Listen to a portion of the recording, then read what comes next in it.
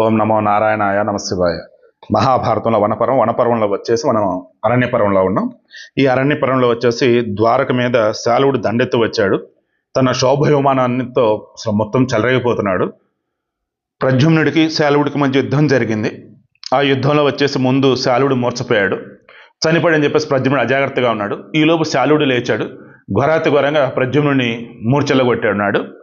ఇక కంటిన్యూషన్. బలవంతుల్లో శ్రేష్ఠుడైనటువంటి ప్రద్యుమ్నుడు శాలువుని బాణాల చేత పీడింపడి మూర్ఛనొందాడు. అప్పుడు వృష్ణిసేనులు తమ సంకల్పం భగ్నం కాగా ఎంతో బాధపడ్డారు. అయ్యో, జరగాల్సింది ఇది కాదే, ఏంటి రచని చెప్పేసి బాధపడ్డారు. వృష్ణి అందక సైన్యమంతా ఆహాకారాలు చేసింది. ప్రద్యుమ్నుడు మూర్చపోవడం చూసి శత్రుసేనులు మిక్కిలి ఆనందించాయి.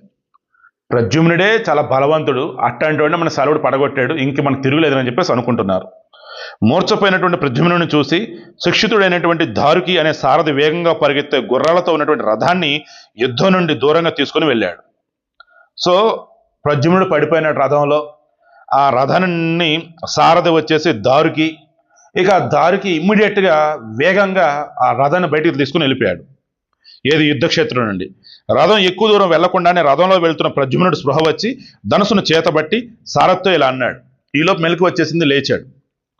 సూతపుత్ర, ఏం పని చేశావు? యుద్ధం నుండి ఎందుకు వెనుదిరిగావు?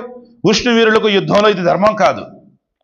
సూతపుత్ర, ఆ మహారణంలో శాలువుని చూసేసరికి నీకు మోహం కలగలేదు కదా? లేదా యుద్ధాన్ని చూసి విషాదం పొందావా? ఉన్నట్లుగా నాకు చెప్పు. దేంటయ్యా నువ్వు? మనం యుద్ధం చేయాలి కానీ ఏంటిలా? ఆ శాలువుని చూసి నీకేమన్నా పిచ్చేమన్నా పట్టిందా? మైకేమన్నా వచ్చిందా? ఏమని చెప్పు నాకు. అప్పుడు సారథి ఇలా అంటున్నాడు. సారథి పేరు వచ్చేసి ఏంటండి, దారుకి. ఏమన్నాడు ఆయన? కేశవనందన, జనార్దని, నాకు మోహం కలగలేదు, భయము కలగలేదు, కానీ ఈ శాలువుడు నీకు చాలా భారమయ్యాడనిపించింది. అందువల్ల నేను మెల్లగా యుద్ధభూమి నుండి దూరంగా తీసుకుని వచ్చాను. పాపాత్ముడకు ఈ శాలువుడు మిక్కిలి బలవంతుడు. యుద్ధరంగంలో వీరుడైన రధికుడు స్పృహ కోల్పోతే అతనిని సారథి రక్షించాలి కదా. యుద్ధరంగంలో వీరుడికి ఏమైనా అయినప్పుడు ఆ వీరుడు రథసారథి ఎవరైతే ఉన్నారో అతనే కదా రక్షించాలి. నేను ఇప్పుడు అదే చేశాను అన్నాడు. ఆయుష్మంతుడా, నిత్యం నేను నిన్ను రక్షించాలి, నీవు నన్ను రక్షించాలి. రధికుడు ఎల్లప్పుడూ రక్షింపదగిన వాడిని నేను నిన్ను దూరంగా తీసుకుని వచ్చాను. నేను అన్నవారిని ఎల్లప్పుడూ నేను కాపాడుకోవాలయ్యా, అందుకే దూరంగా తీసుకొచ్చా. యుద్ధరంగంలో నీవు ఒక్కడ ఉన్నావు, దానవులు చాలా మంది ఉన్నారు. రుక్మిణి నందన, యుద్ధంలో ఇరుపక్షాలు సమఉజ్జీగా లేవని భావించి నిన్ను దూరం చేశాను. సమఉజ్జీవులు అయితే యుద్ధం చేయొచ్చు కానీ సమఉజ్జీవులు కాదు కదయ్యా మీరు, అందుకే దూరం తీసుకొచ్చాను నిన్ను. ఇక ఈ విధంగా చెబుతుండగా మకరధ్వజుడైనటువంటి, అంటే మొన్న కూడా సింహం అన్నానంట, మకరం అంటే ముసలి అండి. ఓకే, ఆ ముసలి పతాకం ఉన్నటువంటి ఈ ప్రద్యుమ్నుడు ఏమంటున్నాడు? దారుకాత్మజ, మళ్ళీ రథాన్ని యుద్ధరంగానికి మళ్ళించు. ఎట్లయినా కానీ మళ్ళీ ఇలా చేయమాకు. నేను మరణించినా బతికినా ఏ జరిగినా కానీ ఎట్టుకోసారి చేయమాకు. పా యుద్ధరంగంలోకి పా. నేను జీవించి ఉండగా నన్ను యుద్ధం నుండి దూరంగా తీసుకొని పోవద్దు.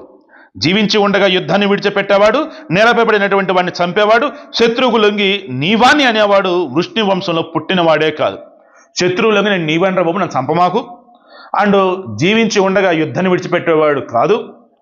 అండ్ నేలపై పడిన శత్రువు వాడిని కనుక చంపితే వాడు కూడా ఈ వృష్ణి వంశంలో పుట్టినవాడే కాదు. అదేవిధంగా స్త్రీని చంపేవాడు, బాల వృద్ధులను చంపేవాడు, అంటే పిల్లలని ముసలను చంపేవాళ్ళు, రథం లేని వాడిని, శస్త్రాయుధాలు భగ్నమైన వాడిని చంపేవాడు కూడా వృష్ణి వంశంలో పుట్టినవాడే కాడు. ఇది యుద్ధ నీతి అండి. ఈ రోజుల్లో ఎక్కడండి బాబు?